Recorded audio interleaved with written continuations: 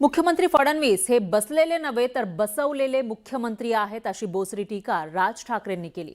News 18 मराठीला दिलेल्या मुलाखतीमध्ये त्यांनी अनेक विषयांवर आपली बेधडक मतं व्यक्त केली। मुंबईला महाराष्ट्रापासून तोडण्याच्या प्रयत्नात असलेल्यांना जनतेनंच धडा शिकवावा असं आवाहन त्यांनी केलं।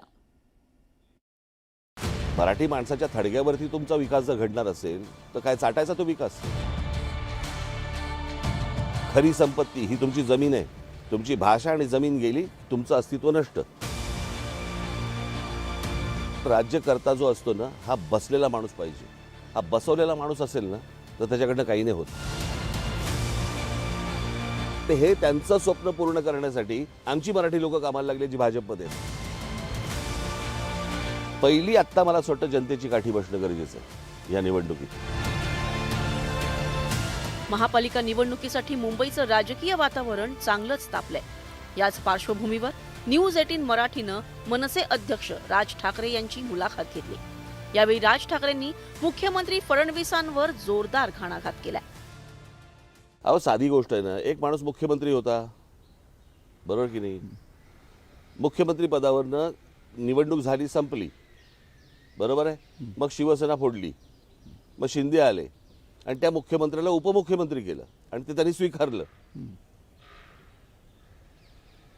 जर एखादा बसलेला माणूस असता, ठाम माणूस असता, त्याने नकार दिला असता।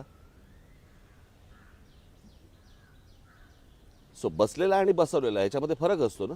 मी बसवलेला का उठवलेला, मी झोपलेला का जागा, यापेक्षा महाराष्ट्राच्या जनतेने 3 वेळा मला मुख्यमंत्री बनवलं, 2 वेळा माझ्या नेतृत्वाखाली पूर्ण बहुमत आम्हाला दिलं। त्याच्यामुळे मला असं वाटतं की जनता कोणाच्या बाजूने आहे हे त्या निवडणुकीतनं कळलेलं आहे। पण ठीक आहे, आता राजसाहेबांना मी बसवलेला वाटत असलो तर काही हरकत नाही। पालिका निवडणुकीच्या प्रचारात हिंदी सक्तीचा मुद्दा पुन्हा एकदा चर्चेत आला आहे। राज ठाकरेंनी याच मुद्द्यावरून भाजपची कोंडी करण्याचा प्रयत्न केला। नवी मुंबईच्या भारतीय जनता पक्षाच्या त्यांच्या जाहीरनाम्यामध्ये पहिलीपासून हिंदी सक्तीची करू म्हणून सांगतात जाहीरनाम्यात। काय म्हणायचंय, काय काय काय सांगायचंय तुम्हाला? पहिली गोष्ट म्हणजे तुम्ही हिंदुत्वाच्या नावाखाली माझं मराठी पण घालू नका, कळलं का? तुमच्या हिंदुत्वाच्या नावाखाली तुमची राज्य तुम्ही सांभाळणार, तुमची अस्मिता तुम्ही सांभाळणार, तिथे तुमच्या हिंदुत्व येत नाही। तिथे हिंदुत्वाच्या बुरख्या घालून आमच्याशी लढू नका। कशी हिंदी सक्ती उद्धव ठाकरेंनी आणली आणि 2 वेळा त्याचा कॅबिनेटमध्ये निर्णय केला हे दाखवलेलं आहे। राजसाहेब, आता तुमचं बंधूंशी पटायला लागलेलं आहे, त्यामुळे माझ्याशी बोलायच्या ऐवजी हे बंधूंशी बोललं पाहिजे। आपल्या भाषेवर संकट आणणारे तुमचे बंधू आहेत आणि त्यांच्यासोबत तुम्ही युती करतात।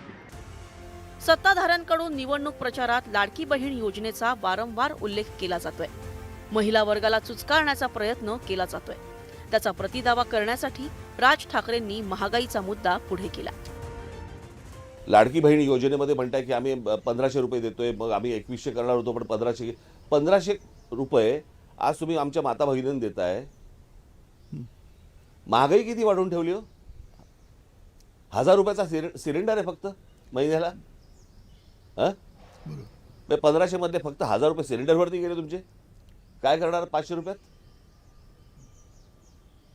पण याच्यावरती तुम्ही त्यांच्याकडनं मतं मागताय। माझ्या माता भगिनींना पण समजलं पाहिजे आपल्याकडनं आपल्याला देतायत काय आणि काढून घेतायत किती। लाडक्या बहिणीचा बिलकुल हप्ता थांबणार नाही। लाडकी बहीण योजना कधी बंद होणार नाही।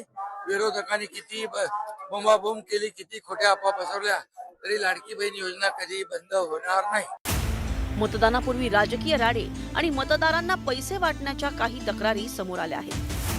त्यावरूनही राज ठाकरेंनी सत्ताधाऱ्यांवर निशाणा साधला। प्रश्न असा आहे, जर समजा ह्या लोकांनी विकास केलाय तर लोकांना पैसे कशाला वाटताय? 5-5 कोटी 10-10 कोटी देऊन तुम्ही फॉर्म मागे घ्यायला कशाला लावताय लोकांना? जर तुम्ही विकास केलायत ना, बिकॉज विरोधी कोण आहेत? मग आता एवढ्या सगळ्या आज क्लिप्स बाहेर येत आहेत। भाजपच्या पॅम्पलेटमध्ये, भारतीय जनता पक्षाच्या पॅम्पलेटमध्ये 5-5 हजार रुपये तुम्ही लोकांना प्रत्येक मताला वाटताय। येत आहेत कुठून पैसे? आणि जर तुम्ही विकास केलाय तर पैसे का वाटताय? राज ठाकरेंनी पालिका निवडणूक प्रचारात ठराविक मुद्दा जनतेसमोर मांडून सत्ताधाऱ्यांची कोंडी केली. त्याला सत्ताधाऱ्यांनी जोरदार प्रत्युत्तर दिलंय. प्रचारात सत्ताधारी आणि राज ठाकरेंमध्ये ही जुगलबंदी रंगल्याचं पाहायला मिळालंय. Bureau report, news 18 Marathi.